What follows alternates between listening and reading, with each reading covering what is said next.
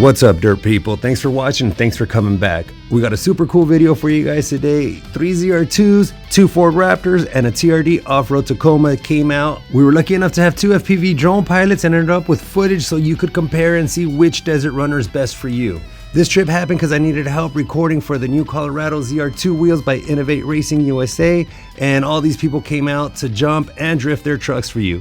So nothing staged like always, and for real life, it's about as action-packed as it could get.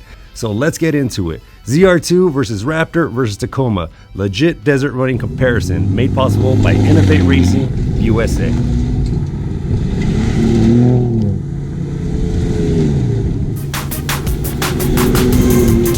Hector starts the show opening with some front heavy jumps. He's running a diesel Zr2 with the blue vinyl wrap from Wrap Legacy. It's got a sprung under suspension from Baja kits with Kings all around and hybrid beadlocks from RRW. So not stock comparison friendly, but why not show you potential upgrades also.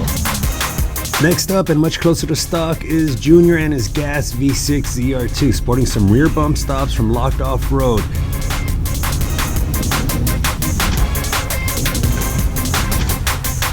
We're up next, slightly out of order, but let's keep the models together for now. As far as suspension goes, we're 100% stock. Upgrades are from Chevrolet Performance, their upper control arms, axles, tie rod sleeves, leveling kit, drive shaft, that kind of stuff. So we can represent the stock 8.6 inches of travel up front with 10 in the rear with a 3,890 pound curb weight that lets you get more per inch out of those progressive Multimatic shocks. Next up is Spencer and his super stock Gen 2 Raptor, so stock that he has OEM wires sticking out of his bald KO2s on this trip. Don't laugh though, you'll see later he always comes to party. I think wheels might be his only mod.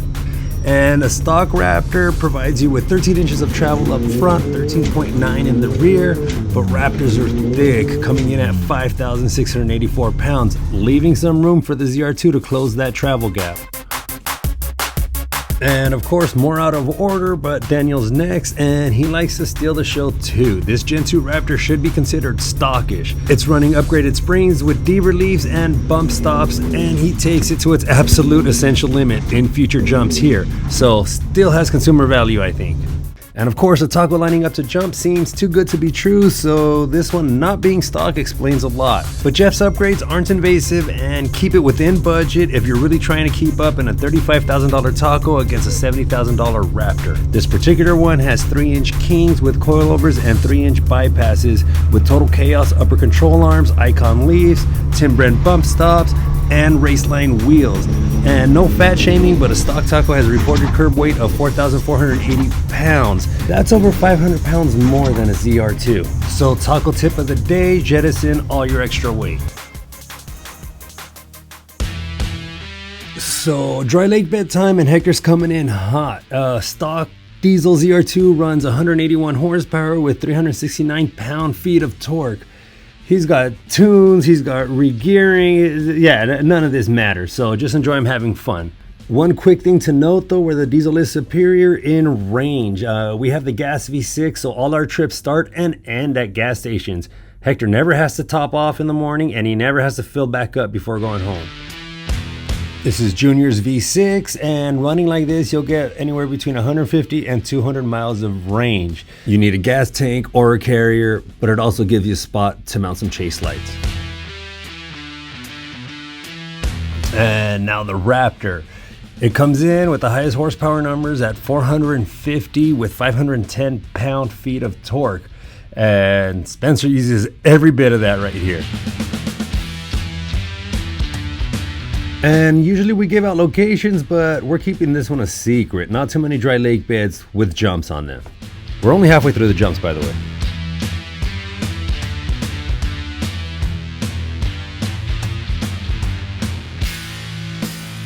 Daniel coming in hot in his Raptor as well. More on his performance upgrades later at the track. For now, stock Raptors come with 35-inch KO2 tires. This one is upgraded to 37s and it doesn't seem to slow them down. You can mostly get away with 37s on a Raptor if you're only desert running, but unless you like rubbing noises, I wouldn't go crawling with 37s. And yes, the Torsen front diff makes Raptors amazing crawlers. And also gotta mention, this footage is from Spencer. He flies a drone, as well as Daniel here, he flies a drone as well. Something I've noticed is drone pilots are very good drivers, or vice versa.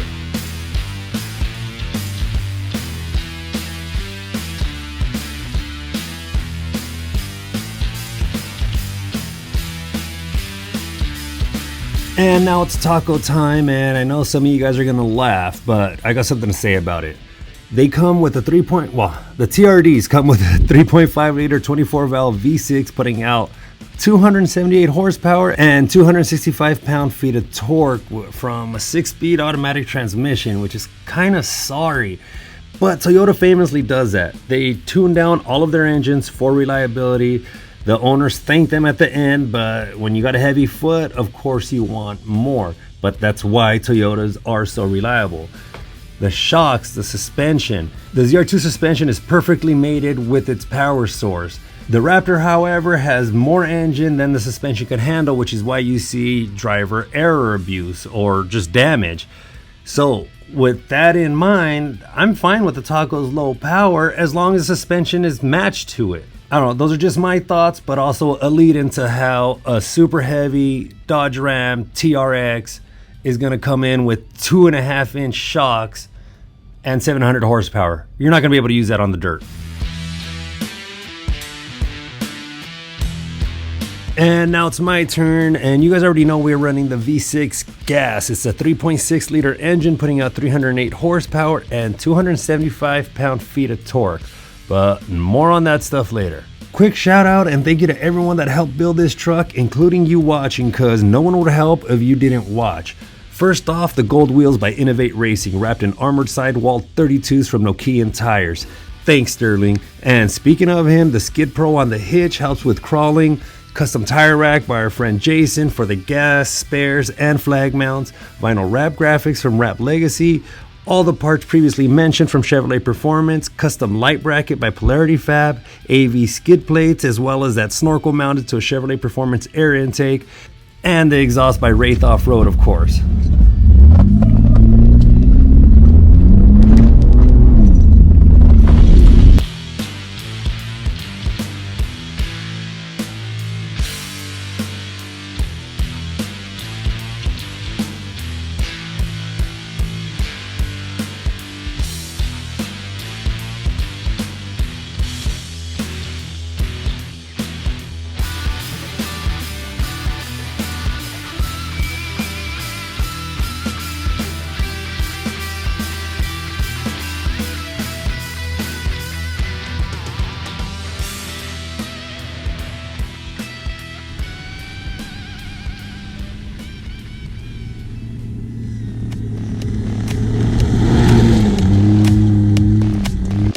So track time now, just so you can see body roll, stability in corners, and the power to weight ratio needed to get the rear loose for drifts, just that stuff.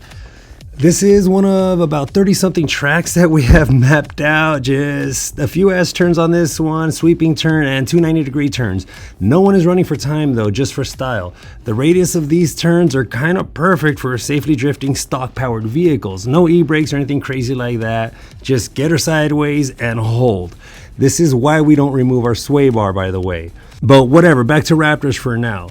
Gen 2 Raptors have a 10-speed transmission that is awesome and helps counter turbo lag for drifting. More on that later on though. For now, just consider that Daniel has a Cobb Stage 2 with custom tune and an air intake and intercooler. So nothing too crazy, but he's got some work.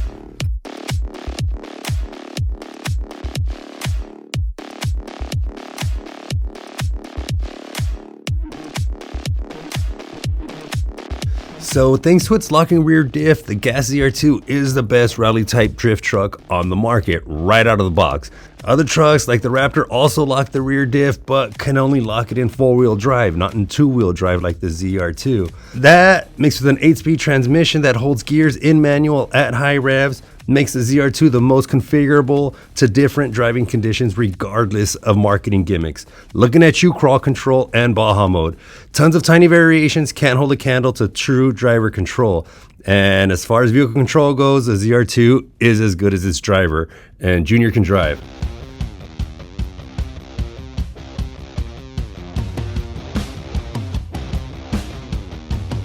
Diesels matter too, and the ZR2 versions can drift, also holding the manual transmission, all that stuff.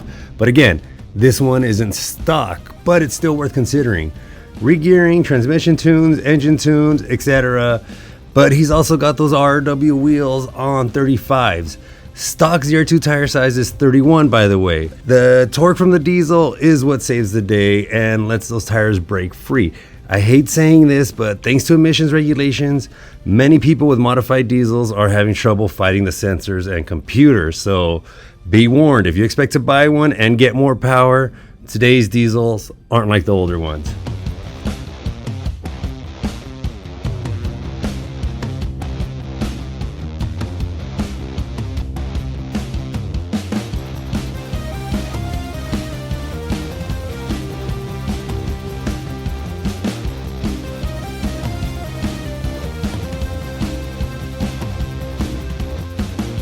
Spencer's turn now on his 2017 Ford Raptor. The EcoBoost turbo engine makes him an environmentalist, considering that he squeezes every ounce of rubber out of those stock KO2s.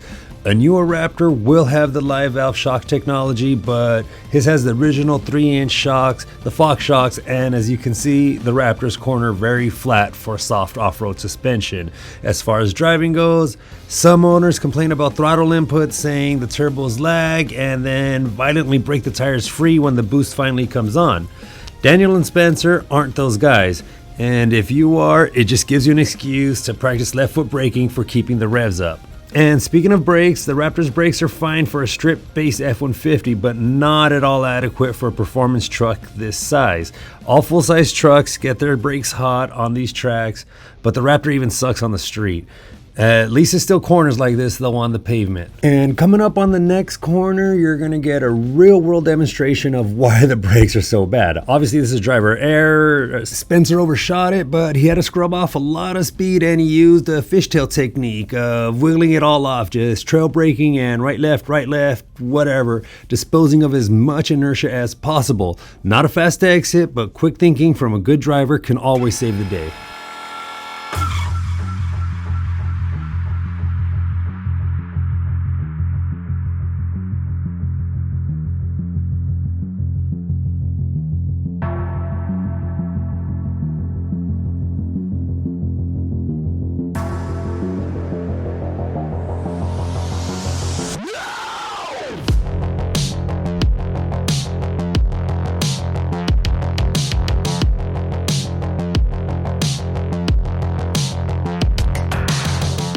My turn now, and full disclosure, you may have seen this footage when we made our Innovate Racing USA video for Chevy Colorados. The ZR2 has an 8-speed transmission that holds its gears in manual mode and locks the diff in two-wheel drive.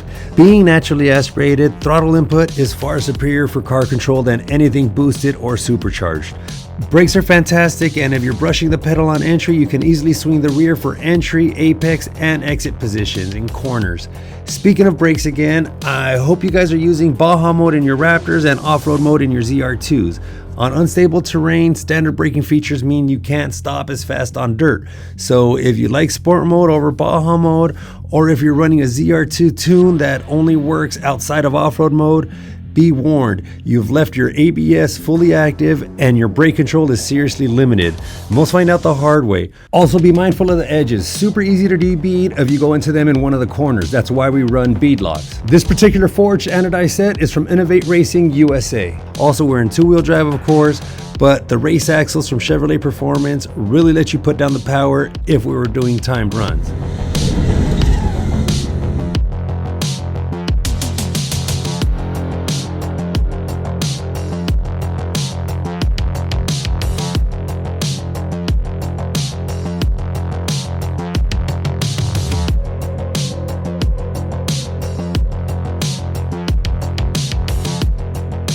Apologies for not having Tacoma footage on the track. Being low on horsepower, I assume owners never want to send it in desert running.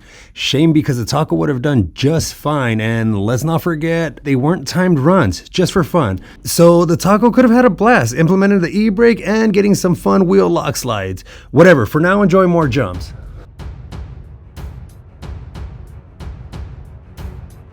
This is Daniel, and he steals the show jumping in this section. He's just getting warmed up right now, but I have to mention it because he's got a stock suspension, but after this trip, he turned it in for some really good upgrades. So this is about the maximum you can jump without damage, and continued abuse like this won't end well for you.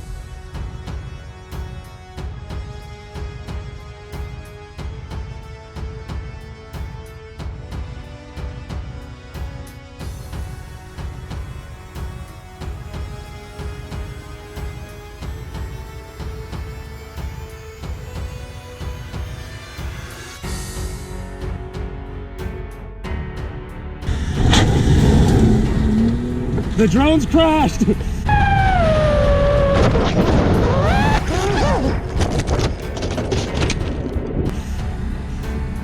Oh shit, your battery's gone! Oh, here it is.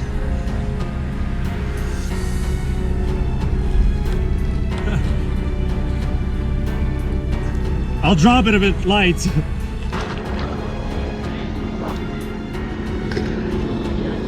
Oh shit. That's good. It's done, huh? Fuck, it exploded. As long as we're still recording. Oh, hell yeah. Thank you. Yeah. I say any damage. GoPro's good. Still recording. Did yours have any damage? Or? No, I think I'm good. Let's go to the car. Motor's mad and constantly down.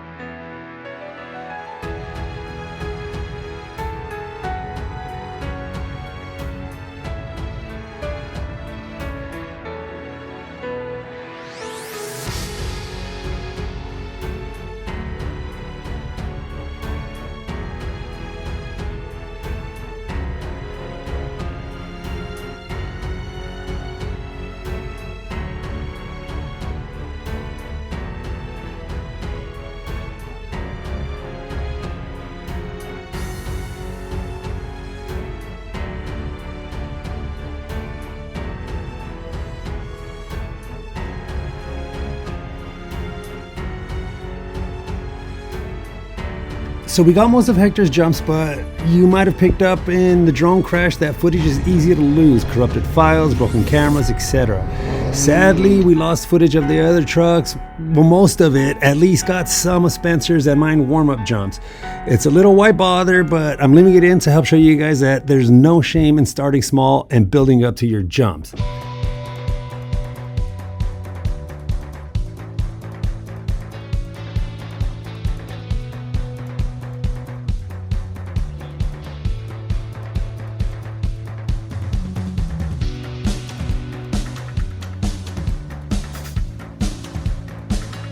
So that's it, guys. Please subscribe, like, and share if you found the video interesting. Hopefully we helped show that no matter what you buy or own, you should be able to do it all in your vehicle. If you go with the Taco, you can keep it for life. Stock there are great, but get a huge boost from small upgrades. If you go with the Zr2, you'll have a blast straight from the dealer, whether you want to go crawling, jumping, or desert running for half the price of a Raptor.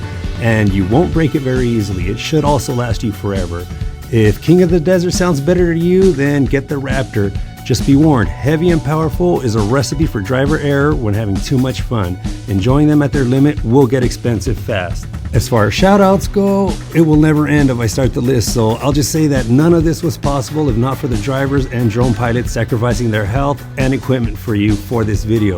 So please check out their links for more of this content. I'll put links to everyone down below in the description, from the pilots to the drivers to the parts suppliers. So thanks again for watching, and remember, keep abusing your truck, keep repairing it, watch out for falling drones, and of course, keep it dirty.